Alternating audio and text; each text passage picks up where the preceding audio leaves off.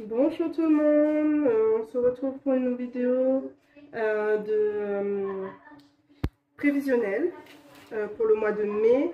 Je suis en retard, j'ai eu quelques petits soucis, j'ai ma fille qui est tombée et du coup j'ai pas eu le temps de faire les vidéos. Donc je pense les faire d'affilée et les publier assez rapidement puisque je suis en retard pour mon prévisionnel, en sachant que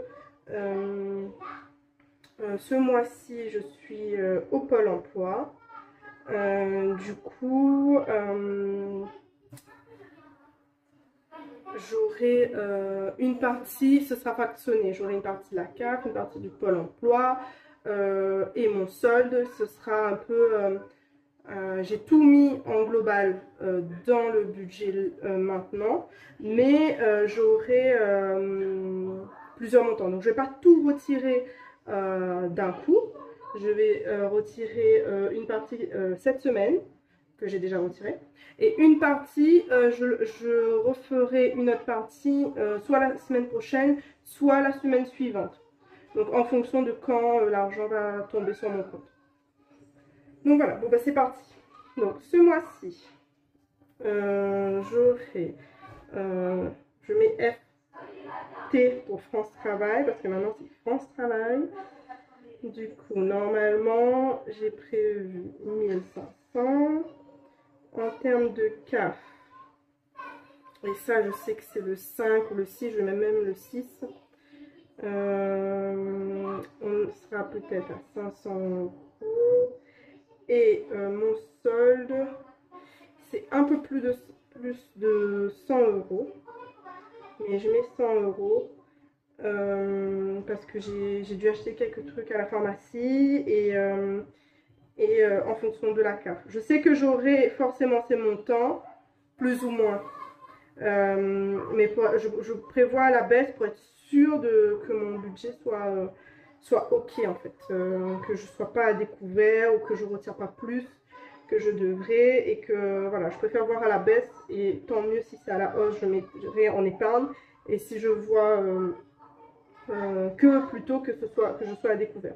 Donc on va faire 1500. J'ai la petite calculette de ma fille. Donc, alors 1200, alors 2100 € en revenus ce mois-ci. Ensuite, j'ai toujours les crédits. J'en ai 3. 2 c'est travaux pour la maison et un crédit conso. Mon crédit conso c'est 50 €. Mon crédit maison, enfin pas maison, hein, c'est crédit travaux maison. J'en ai 2 parce que comme toujours on estime soi-disant à la hausse, mais finalement il y a toujours des trucs à rajouter. Donc en fait j'ai 2 crédits. Dans tous les cas c'est au même taux et pour les mêmes, le même temps. Donc finalement j'ai eu quand même un bon taux pour un crédit pas conso mais un crédit travaux. Je crois que on est à 3%, quelque chose comme ça, donc c'est très très peu. Après j'ai mon assurance décès, assurance habitation, que peut-être que j'aimerais changer parce que là nous ici on a eu un cyclone, j'ai toujours pas de nouvelles de mon assurance. J'ai beau les appeler, ça va bientôt être fait, ça va bientôt être fait, toujours pas de nouvelles. En sachant que le cyclone c'était en janvier, hein. Donc pour vous dire à quel point ils sont pas top. Donc alors l'assurance décès c'est 15,60 €. Et ça englobe mes enfants, donc on est à 3. Maison, c'est pour ma maison et c'est 40,29 €. Bon, c'est pas cher après, hein, mais bon, voilà. Assurance famille, c'est quand on voyage, en même temps il y a l'assurance scolaire, il y a l'assurance, je crois, perte de téléphone, il y a plein, enfin ça englobe pas mal de trucs l'assurance famille. Mais je sais qu'il y a des assurances habitation où justement il y a l'assurance scolaire dedans. Donc il faut que je me penche là-dessus en fait. Peut-être que j'aurai moins cher. Alors Netflix, c'est 15,99 € et ça passe le 27. Je note parce que ça, c'est en fin de mois. Celui-là, c'est en début de mois. On est autour du 8, entre 8 et... Ouais, entre le 5 et le 8. Donc, je vais mettre le 8. Là, on est le 8. Assurance décès, on est sur 10. 10, c'est la même assurance, donc voilà. Ce mois-ci, j'ai toujours l'eau en prélèvement et ça, c'est aux alentours du 10, pareil. L'eau, on est à 19 €. Qu'est-ce que j'ai encore? J'ai mon téléphone. J'arrondis à 10, mais c'est 9,90 € et ça passe pareil le 10. J'ai quoi encore? Ah, j'ai mon épargne qui fait partie de mes charges fixes, comme j'ai déjà expliqué. Mes charges fixes, je mets mes épargnes dans les charges fixes pour que j'ai en tête que, voilà, si vraiment je suis à découvert, je peux pas, je vais enlever le virement permanent, mais je considère que je ne change pas ce montant-là, donc pour moi c'est une charge fixe et je suis payée et je considère que quand on a un salaire, c'est bien de se payer avant. Après, ce montant-là, c'est 150 €. J'essaye de maintenir les 150 €. Si vraiment je peux pas, je peux mettre que 50 €. Au moins, je mets 50 €. J'essaye de faire au mieux comme je peux. Alors, j'avais déjà calculé le montant. On est à 758,23 € en charge fixe. Donc, on est pas mal. Ensuite, donc je vais reprendre le solde de départ. Donc, alors l'alimentation. Donc, alimentation. On est à 500 €. Dedans, il y a 400 € alimentation et 100 € pour le lait de mes filles. Ensuite, j'ai le carburant.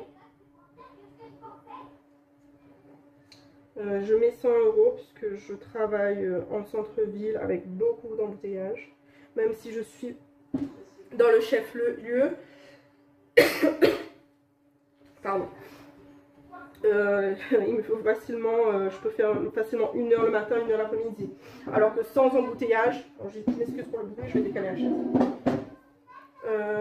En sachant que quand j'ai pas d'embouteillage, je fais 20 minutes. Quoi. Donc voilà. Pharmacie.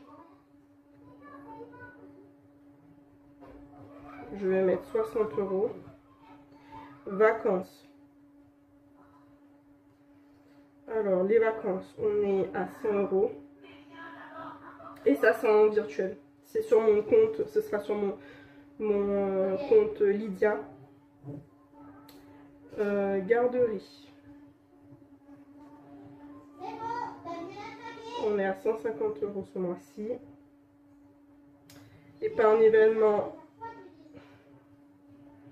L'épargne événement, c'est 70 €. Et ça, c'est pour les anniversaires. Et ça, c'est en physique.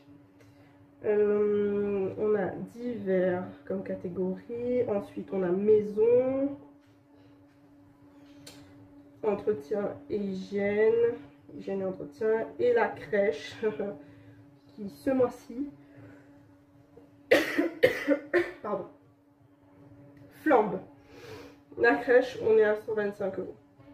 En sachant que d'habitude, l'année dernière, je payais 10 €. Donc, pour vous montrer un peu la différence. Entretien hygiène 80, maison on est à 50 et divers on est à 30. Ça nous fait un total de, j'avais déjà compté, 1265. Alors par contre ça j'ai pas compté. Alors 1265 plus 758,23 c'est égal à 2033, on va mettre 2034. J'arrondis, j'enlève les centimes. 2034, il me restera 2100 moins 2034. Il me restera 66 €. Mais je vais mettre dans occasionnel parce que c'est vrai que moi j'ai pas de budget loisir finalement. Donc de temps en temps je pioche dans les uns dans les autres quand il y a une sortie à faire, et là ça va être les vacances. Donc ce que je vais faire, c'est que je vais enlever dans dépenses occasionnelles, je vais me mettre 50 € pour je vais mettre vacances, mais on va pas en vacances en fait, c'est vraiment si mes filles veulent faire un parc ou quelque chose comme ça, quoi. Si on veut aller se manger une glace le soir, ou vraiment voilà, ça sera quelque chose d'occasionnel. Donc il me restera 16 € en sachant que j'ai arrondi tous les montants, j'aurai un peu plus que 16 € et moi ce que je fais, c'est que quand mon argent tombe et que je sais que par rapport aux prélèvements qui vont passer, que j'ai suffisamment avec l'argent que je vais avoir, la première partie que je vais avoir, ce que je fais, c'est que la différence, je mets, comme dit Chris, elle met sur un compte poubelle. Donc moi c'est ce que je fais, mais mon compte poubelle c'est mon compte épargne. Donc voilà.